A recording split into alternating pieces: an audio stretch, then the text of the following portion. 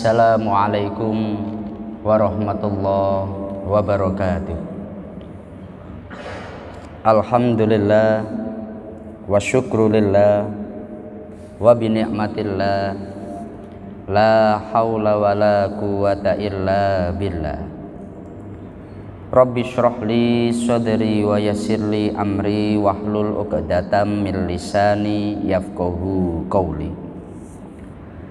Kepada yang kami muliakan segenap jamaah Masjid Agung Batam yang dirahmati Allah Subhanahu wa ta'ala, seperti biasa setelah melaksanakan sholat duhur, sejenak marilah kita bersama-sama mengikuti kajian tafsir Asy-Syafi'i selama kurang lebih 7 menit ke depan. Marilah kita bersama-sama niat thalabul ilmi dan juga niat iktikaf di masjid kita ini, agar duduk kita bersama oleh Allah dicatat sebagai ibadah. Adapun pembahasan kita kali ini dalam surat An-Nur ayat 6 sampai ayat 9. Allah berfirman, Bismillahirrahmanirrahim. Walladzina yarmuna azwajahum walam yakul lahum syuhada'u illa anfusuhum fasyahadatu ahadihim arba'u syahadatim billah innahu laminas syadiqin wal khamisatu anna la'natallahi alaihi in kana minal kadzibin wa yadra'u anhal azaba an tashhada arba'a syahadatim billahi innahu laminal kadzibin wal khamisata anna ghadaballahi 'alaiha in kana minas syadiqin, yang artinya orang-orang yang menuduh istrinya berzina padahal mereka tidak mempunyai saksi-saksi selain diri mereka sendiri, maka persaksian orang itu ialah 4 kali bersumpah dengan nama Allah. Sesungguhnya orang itu termasuk orang-orang yang benar. Dan sumpah yang kelima bahwa laknat Allah atas dirinya jika dia termasuk orang-orang yang berdusta. Sedangkan istrinya itu dihindarkan dari hukuman oleh sumpahnya yang 4 kali tadi atas nama Allah. Sesungguhnya suaminya itu benar-benar termasuk orang-orang yang berdusta. Dan sumpah yang kelima bahwa laknat Allah atas istrinya jika suaminya itu termasuk orang-orang yang benar. Di dalam kitab Imam Asy-Syafi'i beliau menyampaikan ayat di atas berkenaan dengan masalah li'an yang berlaku umum bagi para suami yang menuduh istrinya berbuat zina. Artinya setiap suami yang menuduh istrinya berbuat zina dilaknat atau dijatuhi hukuman had, meskipun istri yang dituduhnya termasuk orang yang berhak mendapatkan hukuman.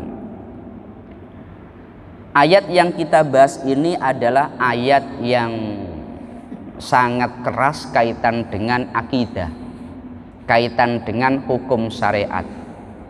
Bahwasanya di pembahasan kemarin, apabila ada seseorang dia menuduh perempuan telah melakukan zina, maka orang yang menuduh itu bila tidak mampu mendatangkan 4 saksi, maka orang yang menuduh akan mendapatkan hukuman dera atau cambuk 80 kali pukulan.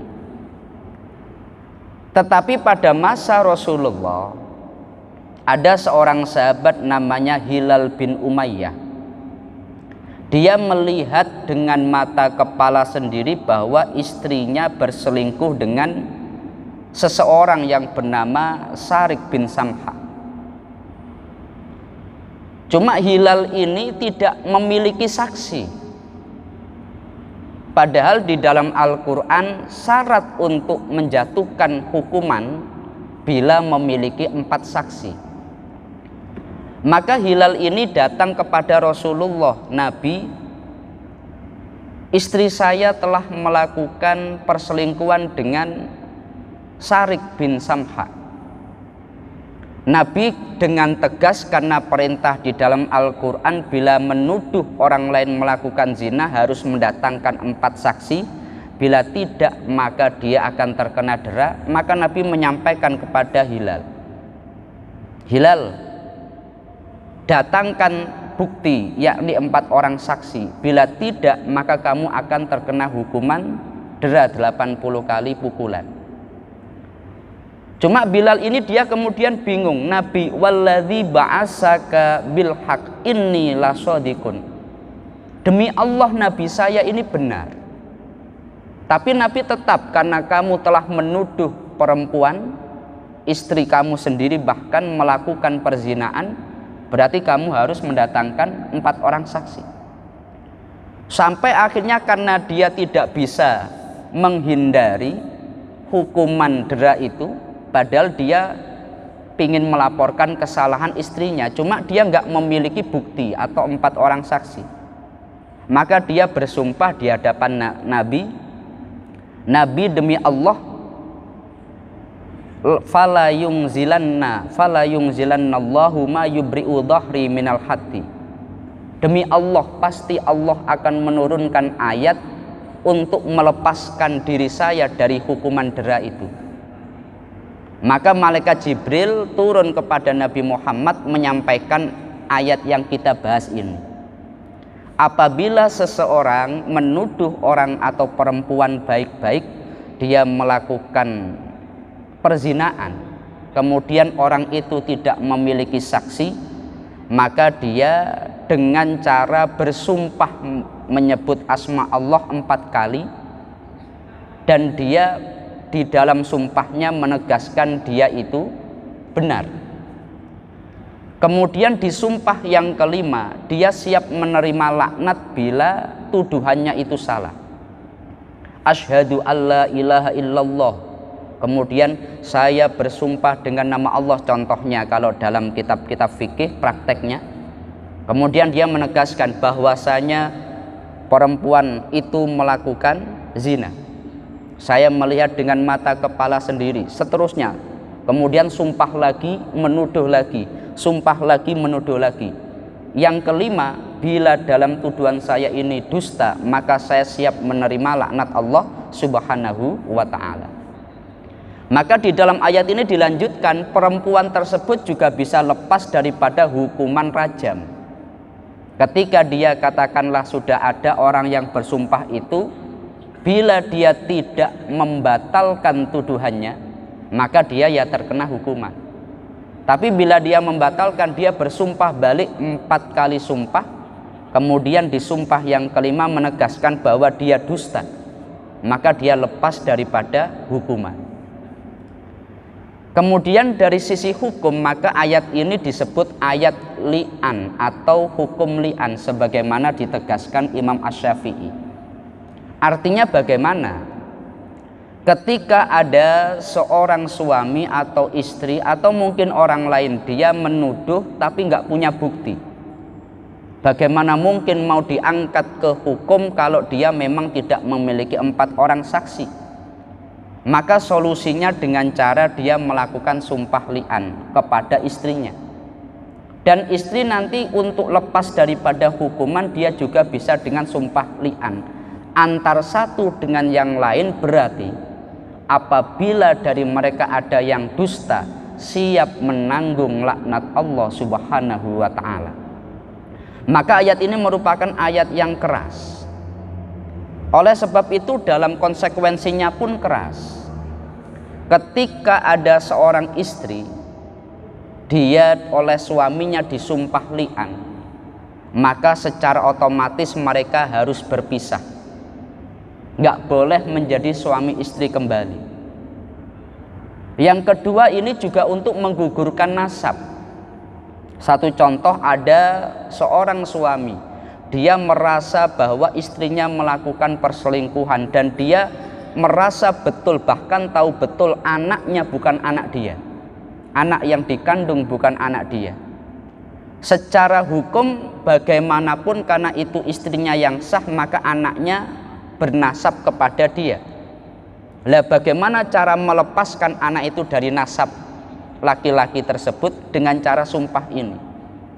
Maka ketika seseorang dia mengucapkan sumpah sebagaimana yang disebutkan di dalam ayat yang kita bahas, antara suami istri akan terpisahkan, bahkan anaknya tidak boleh diintisabkan atau dinasabkan kepada laki-laki tersebut. Dan ayat ini merupakan ayat yang tidak boleh dibuat main-main.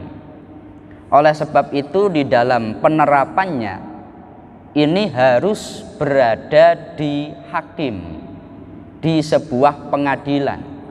Nggak bisa orang suami istri di dalam rumah saling lempar sumpah, tidak bisa. Harus berada di sebuah forum yang resmi, yang itu menjadi sebuah standar. Di hadapan orang banyak dia bersumpah atas nama Allah bahwa dia benar dan dia menuduh istrinya melakukan zina. Dan konsekuensi bila tuduhannya salah, dia siap menerima laknat Allah Subhanahu wa ta'ala. Ini kan sangat berat. Kaitan dengan masalah di akhirat, ada orang berani menantang laknat Allah Subhanahu wa ta'ala. Tapi dalam posisi seperti sahabat Bilal, mau nggak mau seperti itu yang ada pada masa Nabi.